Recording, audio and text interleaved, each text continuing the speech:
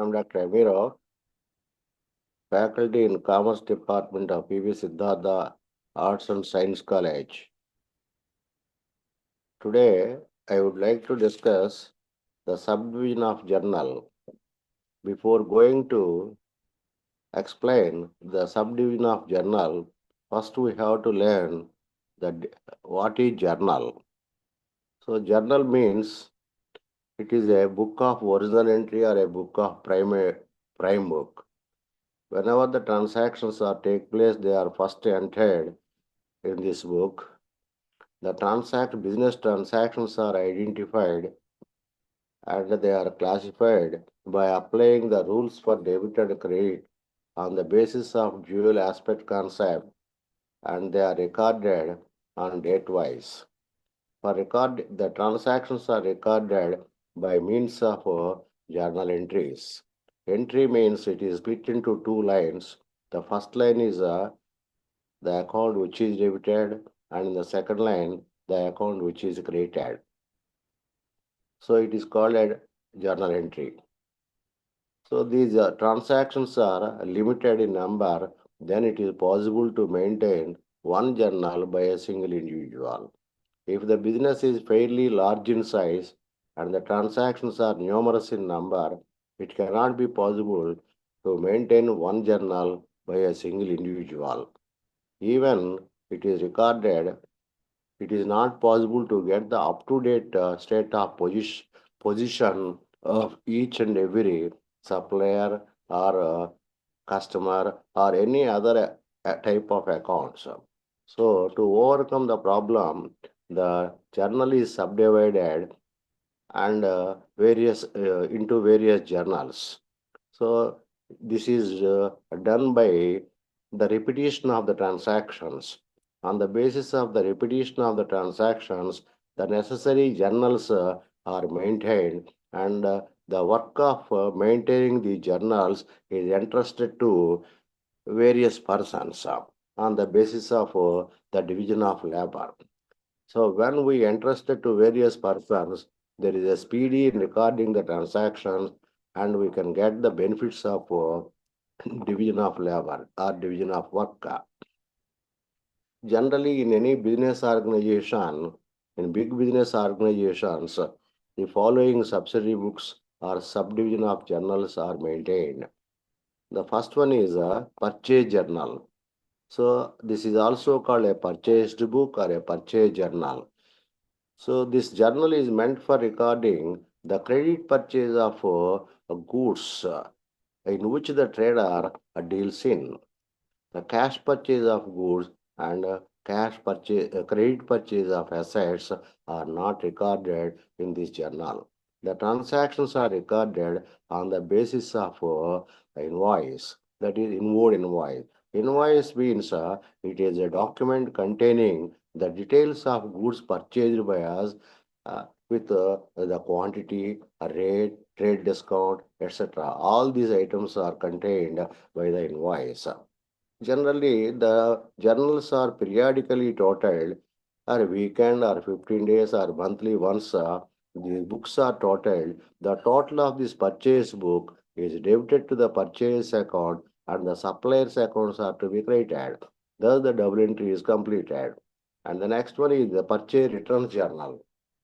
So, purchase returns journal means when we purchase goods from our suppliers, there may be a possibility to there may be a possibility of defect in the quality of goods supplied by them, or damages, or the short weight, or the goods supplied by them not according to our order, or to rectify the excess invoice price or shortage of invoice price.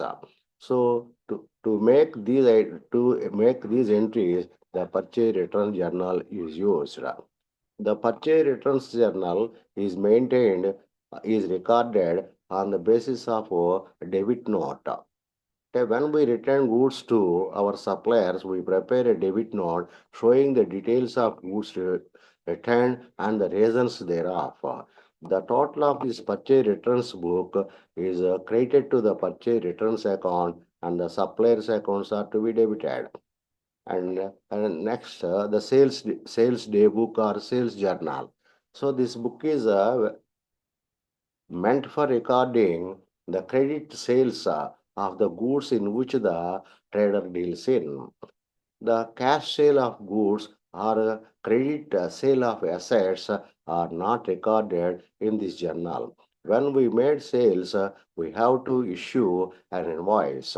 Invoice means it is a documentary evidence. It is prepared by the seller stating the details of goods sold and its description, value, trade discounts, etc.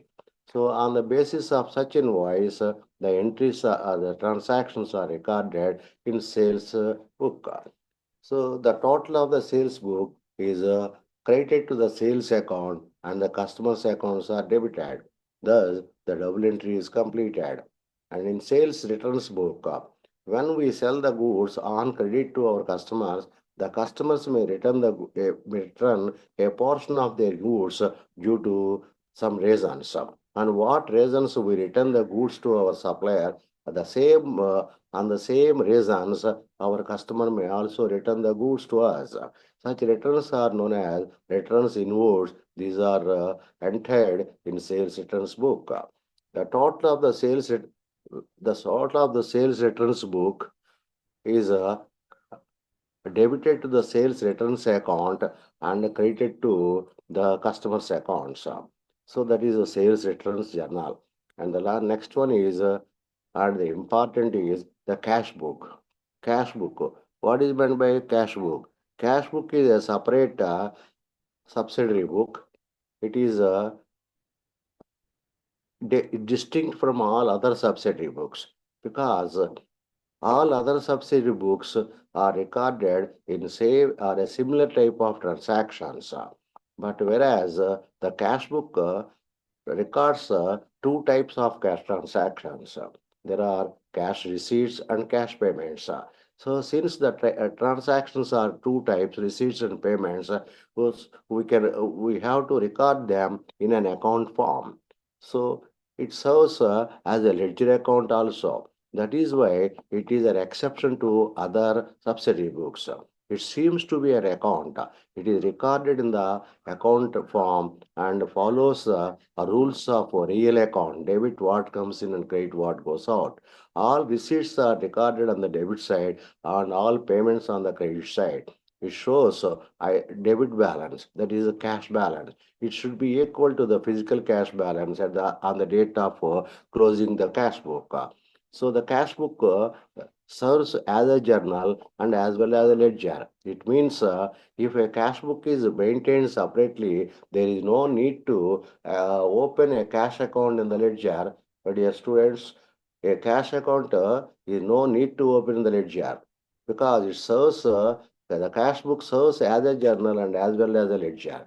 That is why there is no need to open the cash account. The other accounts are posted either debit or credit on the basis of the postings made in cash book. If the cash transactions are debited, the other accounts are to be credited, and the payments are credited, other accounts are to be debited, and thus the double entry is completed. That is the cash book. The cash book is different types of cash books are there.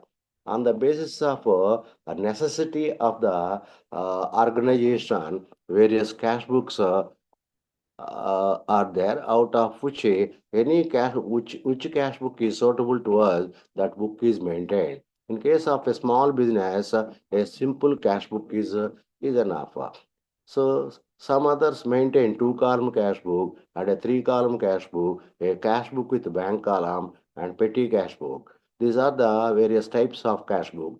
A simple cash book means generally it is followed by a small business houses where there is no bank transactions or discount transactions. So a simple cash book is similar to that of a cash account in the ledger, similar to that of a cash account in the ledger. All receipts are debited and all payments are credited. It is the first and easiest cash book. So it records the transactions on basis of The rules of real account. It shows cash balance. The excess of debit over credit is known as a debit balance. It is a cash balance which is equal to the physical cash balance on the date of closing. So the next one, two-column cash book. Generally, this two-column cash book is prepared by the business people having the cash discount transactions. The cash discount means here a deduction from the payment. So when the amount due from our debtors, we offer some discount to induce them to pay promptly and quickly. Similarly, when we have to pay the amount to our creditor, they may also offer the same type of discount. When we receive cash, we allow discount, and when we pay cash, we receive discount. This type of transactions are there. A two-column cash book is maintained. The receipts are entered in the cash column on the debit side. Discount allowed is entered in the respective column on the same date. Similarly, when the payment is made with discount, the payment column on the payment side, the party account is debited and the cash account is credited. Discount received column is credited. See, all these cash transactions together with discount are recorded in two-column cash book. So it is this is balanced as in the case of cash book. That is, the two-column cash book is balanced as usual. Cash column is balanced as usual, and the totals of discount allowed and discount received are just totaled but not balanced. The total of the discount allowed is debited to the discount allowed account in the ledger, and the discount received account is credited in the ledger. So that is the two-column cash book. And another two-column cash book also there. That is a two-column cash book with the discount and bank columns only. Generally, this type of cash book is maintained by big business organizations having bank transactions only. All receipts are directly banked and all payments are made by issue of checks and this type of cash book is maintained on in the same is the same as in the case of two-column cash book with cash column. Instead of cash column, bank column is provided. So all receipts directly deposited, all payments are made by issue of checks. So then the total this account shows this two-column cash book shows the bank balance. The bank column may show either debit balance or credit balance. If debit is more than the credit, it is a favorable balance. That means we have the bank balance, we have balance at bank. If credit side is more than the debit side, there is it is called a overdraft balance. That means the business has to pay or owe some amount to the bank. So that is overdraft balance. The discount columns are mere total and they are posted in the ledger accordingly. And next one is a three-column cash book. It is a familiar cash book because it is prepared with the object of knowing cash balance and bank balance simultaneously. So this cash book is a triple column or three-column cash book. So one additional column is provided to a two-column cash book. On the debit side, discount allowed column, cash column, and the bank column are provided. On the same manner, on the credit side also, these columns are provided. The main object of preparing this account is to record the bank transactions together with the cash transactions. We can obtain the cash balance and the bank balance on the close of the data. So the main feature of this three-column cash book is some transactions are the double entry of the transactions is completed in cash book itself. Generally, a double entry is completed means if one account is debited, the other account is credited. As in the case of purchases, only cash purchases, it is a payment. It may be a payment by in cash or by check. Only the purchase account is debited, but not only the payment, that is cash account is credited or the bank account is credited. but the purchase account is not here. It is elsewhere. It is debited. So it means only one aspect is recorded here. Similarly, in case of cash sales, only the cash account is debited, but not the sales account here. The sales account is opened and it is appeared in a ledger. The sales account is created there only. But in cash book, only one aspect is recorded. But in case of cash deposited into bank, the entry cash deposit into bank means the bank is the receiver, the bank account data to cash account. So both the accounts are maintained in three-column cash book itself. Yes, students, we have to understand this one clearly. So bank account debtor to cash account mean the bank column of the cash book is debited and cash column of the cash book is credited. It means the two aspects, the two affected aspects or the two accounts are recorded simultaneously in this cash book. So if one account, bank account is debited, the other account, cash account is credited. It is also happened in the case of cash withdrawn from the bank. When cash withdrawn, cash account is debited and bank account is credited. So it is also completed. The dual aspect of the double entry of a transaction is completed in the cash book itself is known as a contra entry. These contra entries are denoted by putting the capital letter alpha in alphabets C in alphabets in LF column on either side.